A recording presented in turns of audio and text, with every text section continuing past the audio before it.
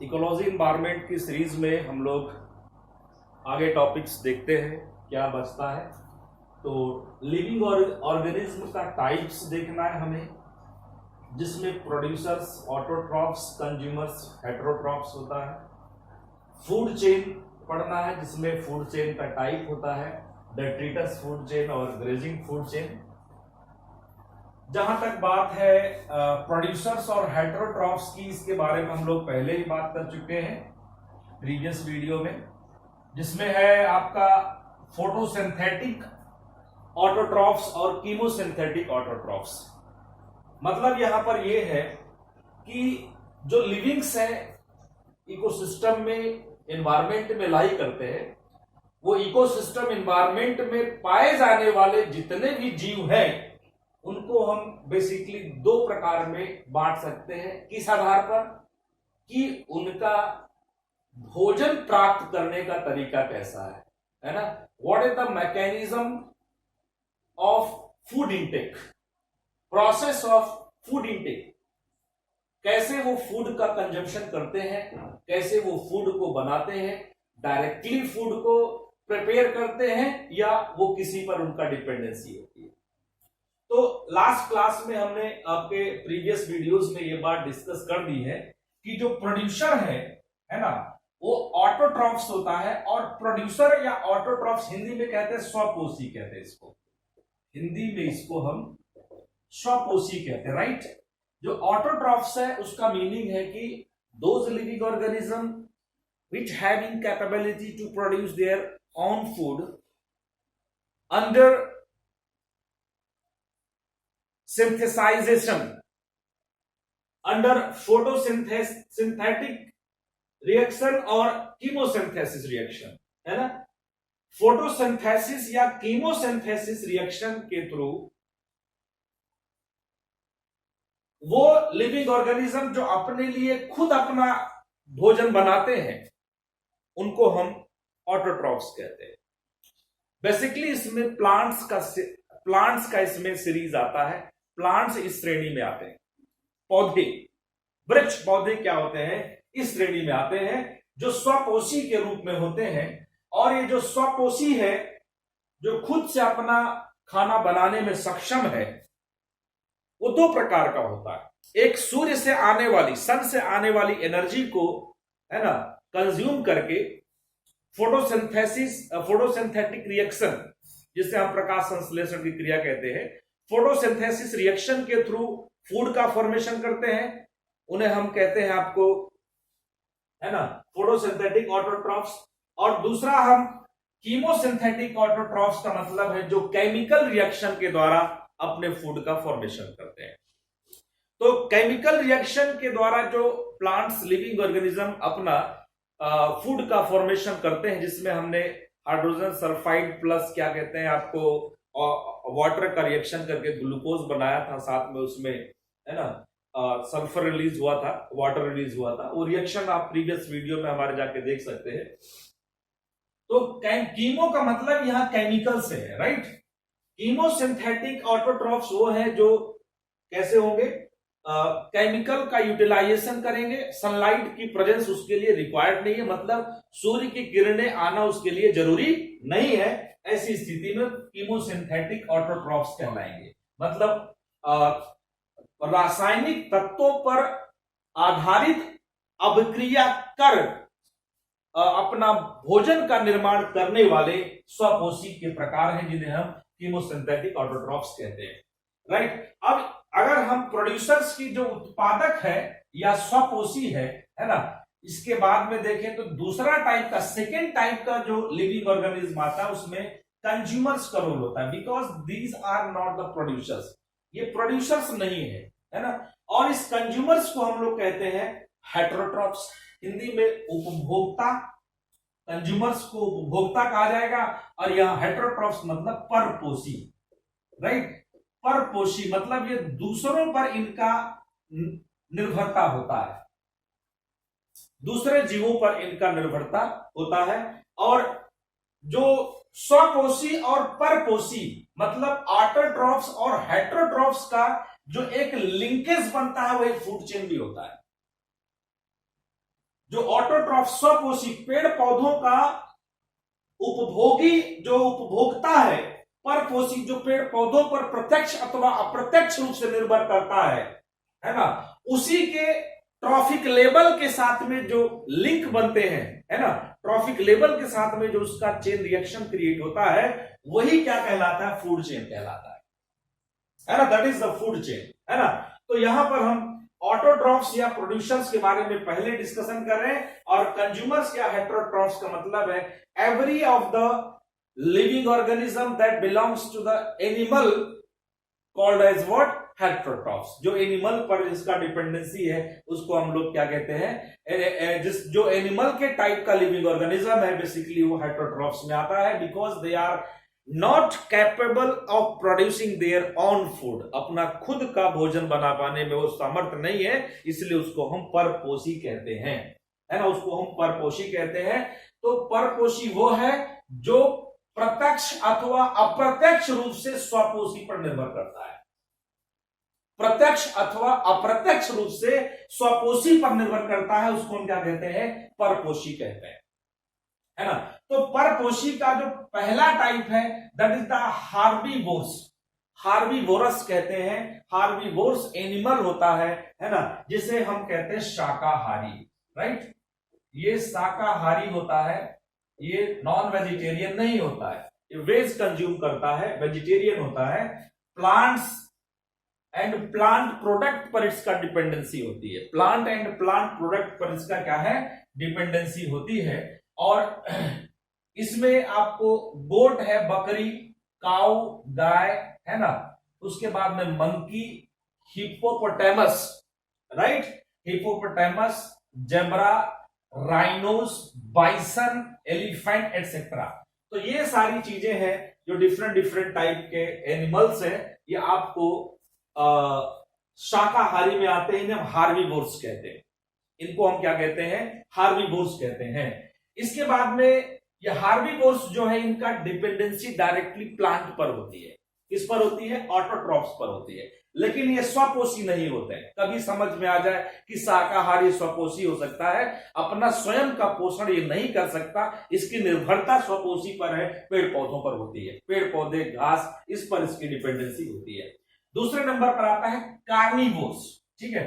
तो कार्निवोर्स ऐसे एनिमल्स है जिनके केनाइंस होता है, नुकीले दांत होंगे, वो कार्निवोर्स होते हैं बेसिकली, है ना। तो उन कार्निवोर्स में, कार्निवोर्स जो है इसका बहुत बड़ा रिलेशन होता है कीस्टोन स्पीसीज से, राइट। इसका बहुत बड़ा रिलेशन होता है कीस्टोन स्पीसीज। तो प्रश्न उठता है कीस्टोन स्पीसीज क्या है, राइट। कीस्टोन स्पीसीज क्या है, प्रश्न उठता है यहां पर।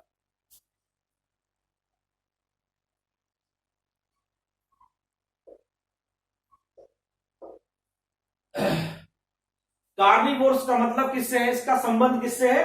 कीस्टोन स्पीसीज से है।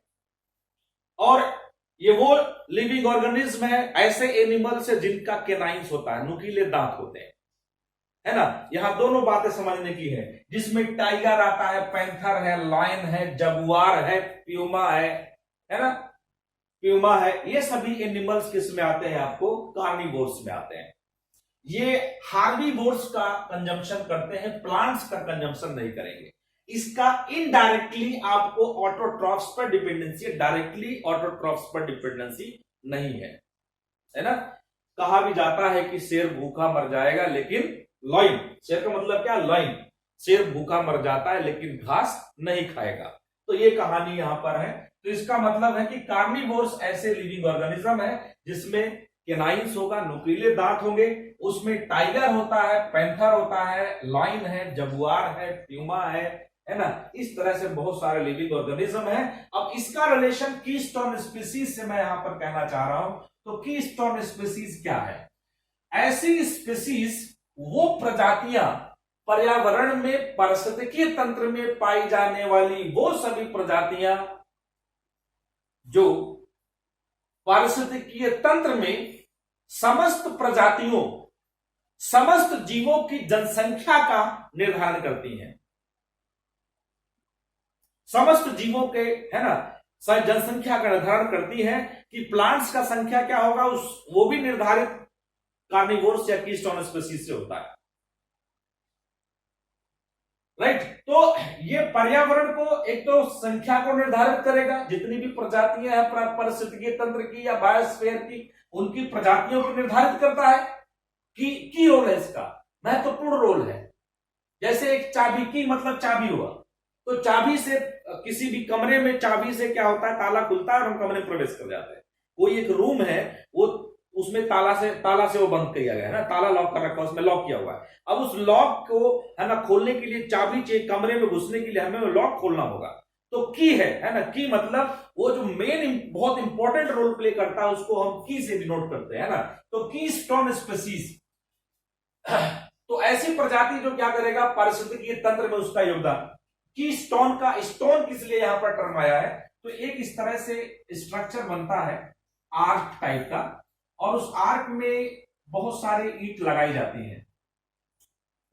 तो ये सारी ईंट लगाई जाती है, लेकिन लास्ट में ये जो ईंट है, अगर इसको हटा दिया जाए, इस वाली ईंट को हटा दिया जाए, तो इसको ये भी नहीं रुकेगा, राइट साइड भी नहीं रुकेगी और लेफ्ट साइड नहीं रुकेगी। तो राइट और लेफ्ट को जोड़ने के लिए ये जो ब्रिक यहां पर वर्क कर रही है, जो स्टोन यहां पर वर्क करता है, वही आपको की स्टोन कहलाता है। मतलब इस आर्क को रोकने के लिए यहां पर जो स्ट्रक्चर मेहराब बना हुआ है, इसको रोकने के लिए यहां पर किसका योगदान है, कीस्टोन का योगदान है। इसी तरह से जब पारिस्थितिकीय तंत्र की बात करते हैं, तो कीस्टोन प्रजाति जो है बेटा, है ना, जो कीस्टोन प्रजाति है, ये कीस्टोन प्रजातियां पारिस्थितिकीय तंत्र को नियंत्रित करने का कार्य करती है। नियंत्रित कैसे, कि उसकी जनसंख्या जो है समस्त जीवों की जनसंख्या का निर्धारण करेगी, है ना।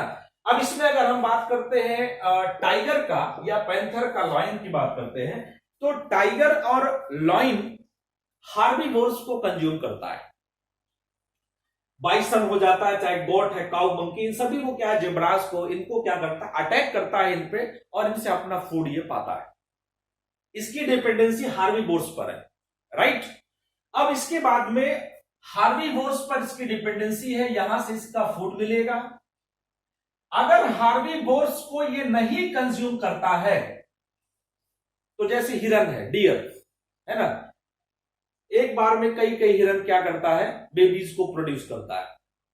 तो ऐसे केस में हिरन की जनसंख्या बहुत ज्यादा हो जाएगी, और हिरन की जनसंख्या ज्यादा होने से वो जमीन पर जो घास है उसको सारा चर जाएगा।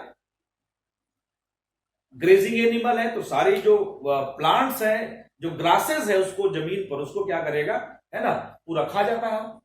और ऐसी कंडीशन में जब सारी घास खत्म हो जाएगी, तो प्रोड्यूसर्स डेड, और प्रोड्यूसर पर ही डिपेंडेंसी किसकी है, हार्बीवोर्स की है। इसका मतलब खुद उस पर ही क्वेश्चन मार्क लग जाएगा। तो उसकी जो पॉपुलेशन है, अगर यहां से नियंत्रित होगी, टाइगर, पैंथर, लॉयन से, अगर ये पॉपुलेशन इसकी नियंत्रित करेगा, तो घास भी बची रहेगी और ये भी बचा रहेगा। अगर ये इसकी पॉपुलेशन को नियंत्रित नहीं करता है, रेगुलेट नहीं करता है, तो ऐसी कंडीशन में हार्बीवोर्स भी खत्म हो जाएंगे और हर्स भी खत्म हो जाएगी। अल्टीमेटली फिर क्वेश्चन मार्क इस पर भी लगेगा, है ना, और ह्यूमन बीइंग सारे। तो इस तरह से पूरा पारिस्थितिकीय तंत्र ही समाप्त हो जाएगा। तो ऐसी कंडीशन में हम क्या कह सकते हैं, carnivores are closely associated with the keystone species which regulates the environmental system, ecosystem. Environmental system, ecosystem को रेगुलेट करता है ना, कीस्टोन स्पीसीज। ये बहुत आसानी से मुझे लग रहा अच्छे से समझ में आ गया होगा। इसके बाद में हम लोग चलते हैं, अगला पॉइंट है ओमनिवोर्स। ओमनिवोर्स का मीनिंग है those living organism they have the habit of consuming flesh as well as the vegetables, plants and animals, है ना। प्लांट्स एनिमल्स दोनों पर डिपेंडेंसी जिसका होता है फूड इंटेक के लिए, उसको हम लोग क्या कहते हैं, ओमनिवोर्स कहते हैं। सर्वाहारी हिंदी में कहा जाता है, शाकाहारी, मांसाहारी, सर्वाहारी, है ना। इसमें ह्यूमन बीइंग्स आता है, भालू आता है, बियर, उसके बाद में यहां पांडास आता है। तो ये सभी ऐसे जीव हैं जिनका दो तरह का हैबिट। ऐसे तो हम डॉग्स को भी काउंट कर सकते हैं, because dog depends upon what, flesh as well as the food vegetarian food भी दाल चावल सब कुछ खाता है, साथ में है ना ग्रासेस भी, और क्या कह सकते हैं आप फ्लैश भी कंज्यूम करता है, तो उसमें डॉग को भी कंसिडर कर सकते हैं। बट डॉग का जो यहाँ पर कंडीशन है बेसिकली वो केनाइंस है, तो उसको हम कार्निवोर्स में जाके ज्यादा अच्छा होगा। केनाइंस उसके पास में ज्यादा है, तो इसलिए उसको हम कार्निवोर्स में, क्योंकि ह्यूमन बींग्स के साथ में डॉग कैट ये रहता है, इसलिए इसका हैबिट है ना खाना खाने की हो गई है, मतलब दाल चावल रोटी सब्जी इस तरह खाना खाने की इसकी हैबिट हो गई है, क्योंकि ह्यूमन बींग्स के साथ बहुत पहले से रहता हुआ है, पेट एनिमल्स का टाइप है ना। तो omnivores are those depends upon plants as well as animals. They extract their food, extract माने उसमें से संग्रहण करता है ना। They extract means omnivores extract their food from plants as well as animals, this is the animal omnivores है ना, सर्वाहारी कहते हैं इसको, शाकाहारी, मांसाहारी और सर्वाहारी। इसके बाद में स्कैवेंजर्स आता है, स्कैवेंजर्स को परमार्जक कहते हैं, मतलब जो इन्वायरमेंट को क्लीन करता है, we can say in other term environmental cleaner, environment cleaner as a scavengers. Environment cleaner का मतलब क्या है कि अगर कोई बड़ा एनिमल डेड कर जाता है तो उसको डिकम्पोज होने में बहुत समय लगेगा, उसको डिकम्पोज होने में बहुत समय लगेगा, क्योंकि डिकम्पोजर्स माइक्रोस्कोपिक है, डिकम्पोजर्स आर माइक्रोस्कोपिक, तो डिकम्पोजर्स को डिकम्पोज करने में बहुत समय लगेगा। ऐसे में एयर पोल्यूशन क्रिएट होने लगेगा, एयर पोल्यूशन, वाटर पोल्यूशन, ये सभी तरह के पोल्यूशन उसको डिके होने में 15-20 दिन लग जाएगा। तो ये जो डॉग है, वल्चर है, क्रो है, ये क्या करता है, डेड एनिमल्स को, जो large size of dead animals है उसको कंज्यूम कर देता है, और इन्वायरमेंट को क्लीन करने का काम किया, इन्वायरमेंट में जो डिफरेंट टाइप के इन्वायरमेंटल पोल्यूशन थे उसको क्रिएट होने से ये बचाता है, रोकता है। तो ऐसे कंडीशन में इसको हम स्कैवेंजर्स कहते हैं, डॉग, वल्चर, क्रो एटसेट्रा, ये सभी किस में आता है, स्कैवेंजर्स में आता है। इसके बाद में parasites. Parasites are those living organism which depends on other living, not the dead, other living.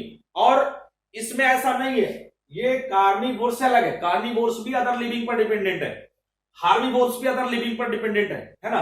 लेकिन यहां पर कहानी क्या है कि जो लिविंग है, एक ये लिविंग ऑर्गेनिज्म है, right, this is the living organism, ये इसके ऊपर अपने लाइफ का मेंटेनेंस करेगा, ये भी जीवित रहेगा और ये भी जीवित रहेगा, है ना। तो जब ये इसकी होस्ट है, जो डस्टर इसको होस्ट मान लेते हैं हम, है ना, और ये इसके साथ में एग्जिस्ट करता है, तो इसने इसके साथ यहां से ब्लड कंज्यूम किया, इंसेक्टिसाइड्स, पेस्टिसाइड्स, इस तरह से कुछ इंसेक्ट्स यहां से कंज्यूम किया, और जिसकी वजह से अपना फूड का यहां से मेंटेनेंस करता है।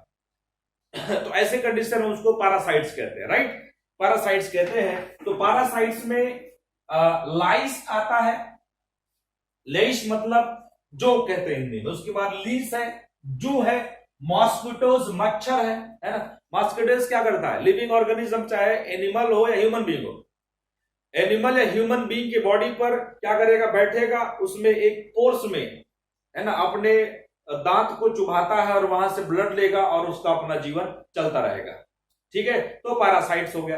पैरासाइट्स का और जो होस्ट है, होस्ट और पैरासाइट्स में रिलेशन थोड़ा सा नेगेटिव होता है। कैसा नेगेटिव होता है कि जो होस्ट है उसको हार्मफुल इफेक्ट डालता है पैरासाइट, होस्ट को क्या करता है, हार्मफुल इफेक्ट पैरासाइट डालता है। जो परजीवी है दूसरे पर जो अपना जीवन निर्वाह कर रहा है, वो अपना तो फूड इंटेक कर रहा है, अपनी एनर्जी ले रहा है, लेकिन अगर सिर में जू हो गया, सिर में अगर जू हो जाता, एक दो है तो ठीक है भाई बर्दाश्त कर लेगा, लेकिन अगर बहुत सारा जू सिर में हो जाए तो आदमी को पागल कर देगा, इंसान को, है ना। तो इसलिए वो क्या कर रहा है, बॉडी से हमारे ब्लड को लेता है, अपना इंजॉयमेंट चल रहा है उसका, उसने अपना लाइफ को सर्वाइव किया, लेकिन हमारी लाइफ पर उसने क्वेश्चन मार्क लगा दिया। दिस इज द डिफरेंस, है ना, अमंग दीज लिविंग ऑर्गेनिज्म। तो ये पैरासाइट्स आते हैं, हिंदी में परजीवी कहते हैं इसको। इसके बाद में अगला है सेप्रोफाइट्स, राइट। सेप्रोफाइट्स क्या है, तो सेप्रोफाइट्स ऐसे प्लांट्स होते हैं, बेसिकली प्लांट या फंगस, प्लांट या fungus that lives on dead और डिकेइंग मैटर, जैसे मशरूम होता है, तो इसको हम सेप्रोफाइट्स में काउंट कर सकते हैं। मशरूम बेसिकली क्या होता है, जो सड़ा गला मटेरियल होता है उसी पर उसका ग्रोथ अच्छा होता है। किसी पेड़ पर सड़ी गली क्या कहते हैं, उसकी पत्तियां पड़ी हैं, है ना, लीव्स पड़ी हैं, तो उसमें फंगस के रूप में इसका ग्रोथ तेजी से होगा और मशरूम का रूप ले लेता है लास्ट में। मशरूम एक फंगस का टाइप है। इसके बाद में अगर मशरूम का कोई कल्टीवेशन करना चाहता है तो उसके लिए कंपोस्ट, जो कंपोस्ट फर्टिलाइजर है, काउ डंग, ये सभी चीजों का जो सड़ा के, है ना, वर्मी कल्चर के थ्रू हम यूज करते हैं, उस पर बहुत इजीली क्या होता है, प्रोडक्शन होता है किसका, मशरूम का। तो ऐसी जगह पर कोई लिविंग ऑर्गेनिज्म ग्रोथ करता है तो उसको हम क्या कहते हैं, सैप्रोफाइट्स कहते हैं। ये जीवित पर ही अपना जीवन बनाएगा और ये मृत पर बनाएगा, लेकिन साथ में वो डिकेइंग होना चाहिए, डीके होता रहे। पता चला जीवित है वैसा तो नहीं, ये नहीं रहेगा। यहां से एनर्जी एक्सट्रैक्ट करता है वो, उसमें डेथ और डिकम्पोज होने से, राइट। तो जितने भी ये लिविंग ऑर्गेनिज्म के टाइप्स हमने देखा, ऑटोट्रॉफ से लेकर जो पर स्वपोषी और परपोषी की जितने भी टाइप हमने देखे, ये सभी किसी न किसी एक पारिस्थितिकीय तंत्र के अंग होते हैं। किसी न किसी पारिस्थितिकीय तंत्र में जो इकोसिस्टम है, जो हमने बहुत पहली क्लास में एक्सप्लेन किया था, जो इकोसिस्टम है, उस इकोसिस्टम में बायोटिक और अबायोटिक होता है, राइट। तो ये सभी बायोटिक्स जितने भी हैं, ये किसी न किसी इकोसिस्टम में आते हैं और इनका एक दूसरे से रिलेशन है, राइट। इनका एक दूसरे से क्या होता है, रिलेशनशिप होता है। और इस रिलेशनशिप को जब हम लीनियर फॉर्म में रिप्रेजेंट करते हैं, लीनियर मतलब ये घास है ना, प्लांट कोई, ये मान लिया हमने बफलो है, तो घास से रिलेशन किसका हो गया, बफलो का, और बफलो का रिलेशन टाइगर से हो गया। तो जो लीनियर लिंकेज होता है, ये एक फूड चेन का टाइप होता है ना। अगर ये सभी हमने ग्रास, उसके बाद में हार्बीवोर्स माने काउस, बफलोज, कुछ भी, उसके बाद में यहां पर कार्निवोर्स, तो इसका जो लिंकेज बन रहा है, लीनियर लिंकेज, वो क्या कहलाएगा, आपको फूड चेन कहलाएगा। तो फूड चेन कहीं से एक्चुअली निकल के नहीं आता है, ये प्रैक्टिकल ग्राउंड पर फूड चेन पाया भी नहीं जाता है ना। तो कुल मिलाकर मैं यहां बताना चाह रहा हूं कि इनसे ही क्या डेवलप होता है, फूड चेन बहुत ज्यादा इससे जुड़ा हुआ है, इसलिए मैं फूड चेन के टॉपिक पे यहां से तुरंत इसकी स्विच करता हूं, ठीक है। तो हम फूड चेन में देखेंगे flow of energy. Food chain में क्या होता है भाई, ये ग्रास है, ये बफलो है, और इसके बाद में ये लॉइन है, ठीक है। तो ग्रास को कंज्यूम करेगा बफलो, इसको लॉइन करेगा। एनर्जी का फ्लो कहां से, ग्रास से किस में हो रहा है, बफलो में, बफलो से किस में जाएगा, आपको टाइगर में, है ना। तो इस तरह से एनर्जी का जो फ्लो हो रहा है, इस एनर्जी के फ्लो को मेंटेन करने के लिए जो स्टडी किया था, उसको हम फूड चेन कहते हैं, है ना। क्या कहते हैं उसको, फूड चेन कहते हैं, right. So now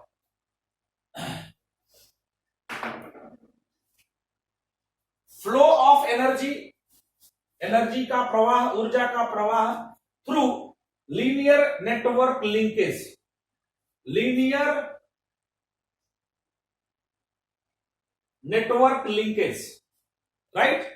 linear network linkage among living organism, जितने भी जीव हैं, पारिस्थितिकी तंत्र के, इकोसिस्टम के जितने भी जीव हैं, organism from one trophic level to another, है ना, from one trophic level to another is called food chain.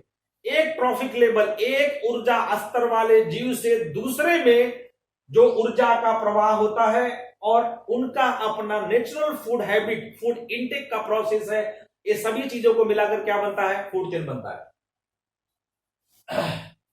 Grass plant हो गया, इसके बाद में यहां पर हमने काउस रिलेशन, गोट, राइट। उसके बाद में यहां पर हमने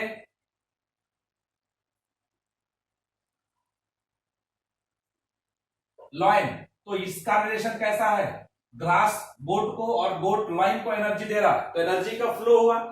एनर्जी का फ्लो किस में होला, लीनियर। ऐसा नहीं है कि ग्रास को अगर हम कनेक्ट करते हैं काउ से, फिर यहां पर एक दूसरा एनिमल, फिर यहां आगे चल के हॉग वगैरह जोड़ देते हैं, तो ये फूड चेन ना होकर फूड वेव हो जाएगा, खाद्य जाल होगा, फूड चेन नहीं होगा, खाद्य श्रृंखला, आहार श्रृंखला नहीं होगी, राइट। तो हमने कहा फूड चेन में flow of energy through linear network, linear network में चलेगा, ऐसे नहीं चलेगा, ठीक है। कैसे चलेगा, 1 2 3 इस तरह चलेगा, 1 2 3, फिर यहां पर 1 4, इस तरह से 5, ऐसा नहीं होगा। कैसे होगा, 1 2 3 होगा। तो flow of energy through linear network linkage among living organism from one trophic level to another is equalled food chain, उसको हम फूड चेन कहते हैं। और जो फूड चेन जो लीनियर नेटवर्क के साथ में डिफरेंट डिफरेंट टाइप के लिविंग ऑर्गेनिज्म जुड़े होते हैं वो दो टाइप का होता है। ये फूड चेन दो टाइप का होता है, एक है डेट्रिटस फूड चेन और दूसरा होता है ग्रेजिंग फूड चेन, है ना। एक है डेट्रिटस फूड चेन, दूसरा क्या होता है ग्रेजिंग फूड चेन। डेट्रिटस का मतलब क्या है कि वह फूड चेन जो मिट्टी से प्रारंभ हुआ। मिट्टी में कौन रहता है, अर्थवॉर्म्स रहता है। मिट्टी में क्या रहता है, डिकम्पोजर्स है, माइक्रो ऑर्गेनिज्म छोटे छोटे हैं, बैक्टीरिया है ना। तो उस मिट्टी में जो भी लिविंग ऑर्गेनिज्म है, जैसे हमने देख लिया सॉइल, राइट। सॉइल में जो बैक्टीरिया है या जो ह्यूमस है, सॉइल के बैक्टीरिया ह्यूमस माइक्रो ऑर्गेनिज्म को कंज्यूम कौन करता है, अर्थवॉर्म, केचुआ कंज्यूम करता है, राइट। अर्थवॉर्म कंज्यूम करता है। अर्थवॉर्म को कंज्यूम करने के लिए यहां पर कोई बर्ड हो सकता है, राइट। बर्ड को कंज्यूम कर सकता है कोई स्नेक, राइट। और इसको कंज्यूम कर सकता है अल्टीमेटली हॉक। तो इस तरह से जो यहां पर सिस्टम डेवलप हुआ, ये आपका क्या कहलाएगा, डेट्रिटस फूड चेन। मिट्टी से प्रारंभ हुआ, जो एनर्जी का इंटेक स्टार्ट हुआ है लिविंग ऑर्गेनिज्म के थ्रू हुआ है, हेटेरोट्रॉफ्स के थ्रू हुआ है। कहां से स्टार्ट हुआ है, वो जमीन से, मिट्टी से स्टार्ट हुआ है। दूसरा हम बात करते हैं डेट्रिटस फूड चेन, इसको हम अगले वीडियोस में डिटेल पढ़ेंगे। अभी हम फिलहाल देख लेते हैं फूड चेन का टाइप, है ना। इसके बाद में आता है ग्रेजिंग फूड चेन। ग्रेजिंग का मतलब चरना होता है, ग्रेजिंग का मतलब होता है चरना। तो चरने पर आधारित जो फूड चेन डेवलप होगा उसको हम लोग कहेंगे ग्रेजिंग फूड चेन, है ना। तो ग्रेजिंग फूड चेन का मतलब जैसे यहां पर ग्रास है, राइट, ग्रास, गोट, लॉइन। ये गोट क्या कर रहा है, घास को चरता है, बकरी घास को चरती है, तो चरने पर आधारित से इसलिए ग्रेजिंग फूड चेन कहते हैं, ठीक है। तो इस तरह से यहां पर फूड चेन का डेफिनेशन हो जाता है, फूड चेन का टाइप होता है। इसके एग्जांपल्स और डिटेल स्टडी हम आगे करते जाएंगे, है ना। वीडियोस लगातार देखते रहे, पूरा वीडियो देखें जिससे आप उससे कुछ बेनिफिट ले सके। बीच बीच में अच्छे एग्जांपल्स भी मैं देता रहता हूं, है ना, तो उसको देखते रहें। Thanks to watch my video.